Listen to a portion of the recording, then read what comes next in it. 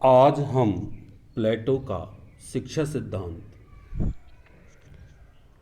का अध्ययन करेंगे। मैं कौशल कुमार सेन, सहायक आचार्य राजनीति विज्ञान, बाबू शोभाराम राजकीय कला महाविद्यालय, अलवर।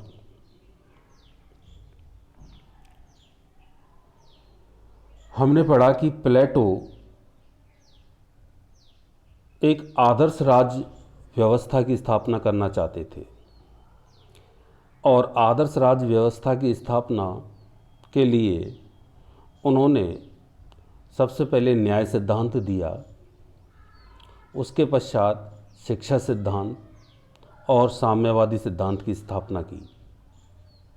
प्लेटो की मान्यता थी कि बिना साम्यवादी सिद्धांत के, न्याय सिद्धांत के और शिक्षा सिद्धांत के अभाव में आदर्श राज्य व्यवस्था को स्थापित नहीं किया जा सकता। इससे पहले के अंक में हमने प्लेटो के न्याय सिद्धांत का अध्ययन किया। आज हम प्लेटो के शिक्षा सिद्धांत अर्थात प्लेटो की शिक्षा योजना का अध्ययन करेंगे। रिपब्लिक का मुख्य विषय न्याय पर आधारित एक आदर्श राज्य व्यवस्था की स्थापना करना है और प्लेटो ने इसकी स्थापना के लिए एक सकारात्मक साधन के रूप में शिक्षा व्यवस्था पर विचार किया है।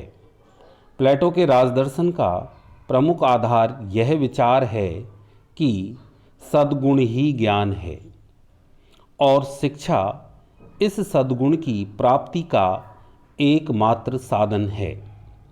प्लेटो का विश्वास है यदि सद्गुण ज्ञान है तो उसकी शिक्षा दी जा सकती है। अतः उसने रिपब्लिक में शिक्षा के सिद्धांत एवं शिक्षा की योजना पर अत्यंत विस्तार से विचार किया है। रिपब्लिक में शिक्षा के महत्व को देखते हुए रूसो ने कहा है, रिपब्लिक राजनीति पर लिखा गया ग्रंथ नहीं है, अपितु शिक्षा पर लिखा गया ऐसा सर्वश्रेष्ठ ग्रंथ है जो इससे पहले कभी नहीं लिखा गया। शिक्षा योजना की इस भूमिका को पढ़ने के उपरांत हमें विदित होता है कि प्लेटो के पूरे दर्शन का आधार उनके गुरु सुकरात का ये वाक्य कि सद्गुण ही ज्ञान है पर उनका पूरा दर्शन आधारित है। प्लेटो की शिक्षा योजना उन सद्गुणों की प्राप्ति का मार्ग है या उन सद्गुणों की प्राप्ति का एक साधन है। प्लेटो कहते हैं कि मनुष्य की आत्मा सद्गुण युक्त होती है, किंतु उन सद्गुणों को बाहर लाना अर्थात मनुष्य उन सद्गुणों के अनुसार व्यवहार करे, ऐसा ज्ञान प्राप्त मनुष्य को तभी हो सकता है जब उसे एक अच्छी या उन्नत शिक्षा दी जाए। प्लेटो ने अपने आदर्श राज्य व्यवस्था के अंतर्गत शिक्षा योजना पर अत्यंत विस्तार से विचार किया है। रूसो ने तो उनकी शिक्षा योजना के बारे में ये लिखा है कि रिपब्लिक अर्थात जो प्लेटो का ग्रंथ रिपब्लिक है वह राजनीति का ग्रंथ नहीं है, अपितु ऐसा लगता है जैसे शिक्षा पर लिखा गया सर्वश्रेष्ठ ग्रंथ हो। अब हम प्लेटो के शिक्षा सिद्धांत का अध्ययन करते हैं। सेवाइन कहते हैं, शिक्षा ऐसा सकारात्मक साधन है जिसके द्वारा शासक एक सामंजस्यपूर्ण राज्य का निर्माण करने के लिए मानव प्रकृति को सही दिशा में ढाल सकता है। कहने का तात्पर्य सेवाइन का ये है, शिक्षा एक ऐसा सकारात्मक साधन है जिसके द्वारा एक सामंजस्यपूर्ण समाज या राज्य की निर्माण की जा सकती है, अर्थात ऐसा राज्य जिसमें सभी व्यक्ति आपस में मिलजुल कर रहें और अपना अपना काम करें। ऐसी उनकी मानव प्रकृति का विकास किया जा सकता है शिक्षा के माध्यम से। प्लेटो के शिक्षा सिद्धांत की प्रमुख मान्यताएं निम्न हैं। पहला, शिक्षा का दार्शनिक आधार। प्लेटो के शिक्षा सिद्धांत के दार्शनिक आधार के अंतर्गत प्लेटो ने इस वाक्य का अनुसरण किया है कि सद्गुण ही ज्ञान है, अर्थात व्यक्ति की आत्मा सद्गुण युक्त है और उन सद्गुणों का ज्ञान प्राप्त करना शिक्षा का उद्देश्य है। प्लेटो कहते हैं कि जो ये वस्तु जगत है इसका ज्ञान शिक्षा के माध्यम से किया जा सकता है, अर्थात शिक्षा के माध्यम से सत्य को जाना जा सकता है। यह तभी संभव है जब प्लेटो के इस वाक्य का अनुसरण किया जाए कि सद्गुण ही ज्ञान है, अर्थात जब तक हम सद्गुणी नहीं होंगे या तब तक हमें ज्ञान नहीं होगा तब तक हम सत्य का अनुसरण नहीं कर सकते। दूसरा, ज्ञान का स्रोत स्वयं मानव आत्मा है। प्लेटो मान के चलते हैं कि ज्ञान पहले से ही मानव आत्मा में है, स्थापित है, और शिक्षा का काम एक ऐसा वातावरण प्रदान करना है कि वह आत्मिक ज्ञान बाहर मनुष्य के व्यवहार में आए, अर्थात मनुष्य उस आत्मिक ज्ञान के अनुसार अपना व्यवहार करे। तब संभव है जब मनुष्य को उन्नत शिक्षा दी जाए। शिक्षा द्वारा मानव मस्तिष्क का विकास। प्लेटो कहते हैं कि शिक्षा का कार्य एक ऐसे स्वस्थ वातावरण को बनाना है कि मानव मस्तिष्क की सक्रियता सद्गुण की ओर आकर्षित हो। शिक्षा के विभिन्न स्तर, अर्थात प्लेटो की शिक्षा योजना। प्लेटो ने अपनी शिक्षा योजना को 6 वर्ष से 50 वर्ष तक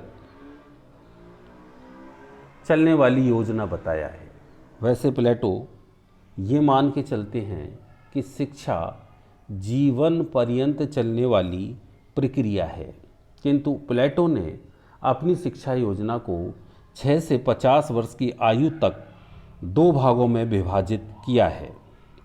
उन्होंने शिक्षा के प्रथम स्तर को 6 से 20 वर्ष तक का माना है, अर्थात यह स्तर 6 वर्ष की आयु से 20 वर्ष की आयु तक चलता है। 6 वर्ष तक विद्यार्थी अपनी माँ के पास ज्ञान अर्जित करता है। इसके पश्चात 6 वर्ष की आयु से 12 वर्ष तक विद्यार्थी अनुकरण द्वारा सीखते हैं, उनको अनुकरण की शिक्षा दी जाती है। अतः विद्यार्थियों को इस उम्र में ऐसी कथाएं सुनाई जाती हैं जो उनमें प्रेम और सत्य, दया, ये सद्गुण है। प्रेम, सत्य, दया, ये आत्मा के गुण हैं, इनको विद्यार्थी सीख सके। इसके बाद आगामी 6 वर्षों में, अर्थात 12 से 18 वर्ष तक विद्यार्थियों को मुख्यतः व्यायाम व संगीत की शिक्षा दी जानी चाहिए।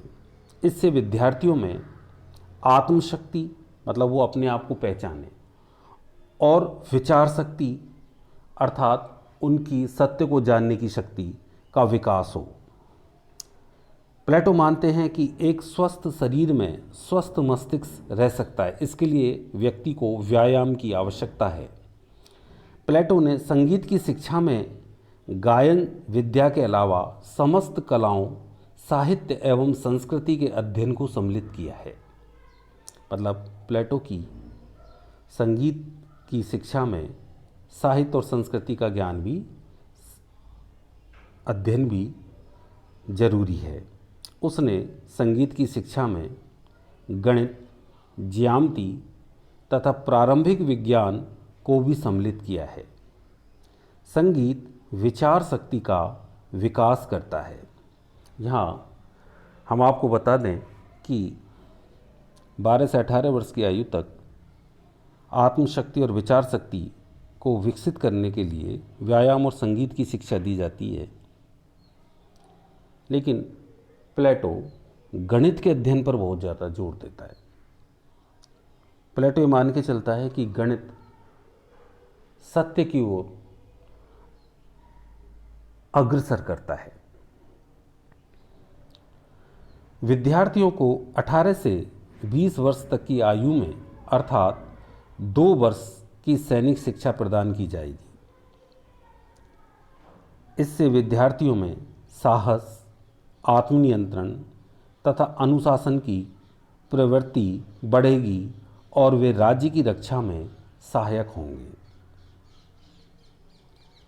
ये शिक्षा का प्रथम स्तर है जो 6 से 20 वर्ष तक चलता है। दूसरा स्तर, शिक्षा का द्वितीय स्तर, प्रथम स्तर की शिक्षा प्राप्ति के दौरान जो विद्यार्थी विशिष्ट प्रतिभावान दिख पड़ते हैं उन्हें ही केवल द्वितीय स्तर की शिक्षा प्रदान की जाती है और शेष को सैनिक वर्ग में स्थान दे दिया जाता है। तात्पर्य कि 20 वर्ष की आयु के पश्चात जो विद्यार्थी प्रतिभावान दिखाई देते हैं उन्हें ही आगे दार्शनिक राजा बनने की शिक्षा या दार्शनिक शासक बनने की शिक्षा दी जाती है। बाकी के जो विद्यार्थी हैं उन्हें सैनिक वर्ग में सम्मिलित कर दिया जाता है। इस प्रकार द्वितीय स्तर की शिक्षा केवल कुछ विद्यार्थियों को ही दी जाती है। द्वितीय स्तर की शिक्षा पुनः 2 स्तरों में विभाजित होती है, एक 20 से 30 वर्ष के विद्यार्थियों के लिए तथा दूसरी 30 से 35 वर्ष के विद्यार्थियों के लिए। 20 से 30 वर्ष तक अर्थात 10 वर्ष तक चलने वाली शिक्षा में गणित, अंकगणित, ज्यामिति, ज्योतिष तथा स्वर विद्या को स्थान दिया गया है। 10 वर्ष बाद इस पाठ्यक्रम को उत्तीर्ण करने में असमर्थ विद्यार्थी को सैनिक वर्ग में वापस भेज दिया जाता है अथवा राज्य के सामान्य प्रशासनिक पद पर नियुक्त किया जाता है। 30 वर्ष की आयु में होने वाली परीक्षा को उत्तीर्ण करने वाले विद्यार्थियों को अगले 5 वर्ष की शिक्षा प्रदान की जाती है। अब इस 5 वर्ष में उन्हें द्वंद्ववाद व दर्शन की शिक्षा दी जाती है। द्वंद्ववाद और दर्शन ये द्वंद्वात्मक पद्धति जिसमें विद्यार्थी सत्य वस्तु जगत में के ज्ञान को अर्जित करता है अर्थात सत्य को अर्जित करता है। प्लेटो के अनुसार 35 वर्ष की आयु में इस पाठ्यक्रम को उत्तीर्ण करने के बाद ही दार्शनिक शासक बनने की आशा की जाती है और इस पाठ्यक्रम को 35 वर्ष बाद इस पाठ्यक्रम को उत्तीर्ण करने के बाद ही आत्मा में सत्य के प्रति पूर्ण अनुराग व सद्गुणों में आस्था होती है। 35 वर्ष बाद भी ये शिक्षा बंद नहीं होती। इसके बाद आगामी 15 वर्ष के लिए विद्यार्थी को व्यवहारिक जीवन का ज्ञान प्राप्त करने के लिए उसे राज्य में छोड़ दिया जाता है और वह है दार्शनिक शासक के समक्ष क्या क्या परेशानियाँ आती हैं वह व्यवहारिक जीवन में उसका अनुभव करता है। इसके उपरांत जब 50 वर्ष की आयु पूरी हो जाती है तब ऐसे व्यक्ति को, या वो व्यक्ति स्त्री भी हो सकता है पुरुष भी हो सकता है, उसे दार्शनिक शासक बनने का अधिकार होगा। शिक्षा सिद्धांत की अगले भाग में हम इस दार्शन जो शिक्षा योजना है उसका अध्ययन करेंगे। धन्यवाद।